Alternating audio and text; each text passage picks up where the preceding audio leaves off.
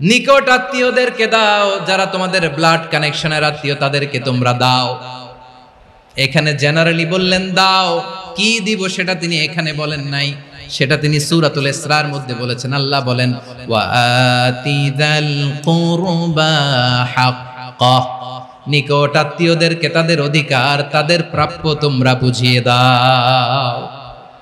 দেখেন, একটা শান্তির সমাজ, একটা সমৃদ্ধ সমাজ, একটা মানবিক সমাজ গঠনের জন্য আল্লাহ তাআলা বেশি না, মাত্র তিনটা অর্ডার, তিনটা ভার্ডিক্ট তিনি জারি করেছেন। এক নাম্বার সুশাসন, ন্যায় বিচার। দুই নাম্বার ইহসান। তিন নাম্বার নিকটাত্মীয়, যারা কাছের, তোমার ভেরি ক্লোজ রিলেশনশিপে আছে, তাদেরকে দাও। দাও, দিলে বাড়িয়ে দেয় কে? অনেকে দিতে চায় না, কৃপণতা করে।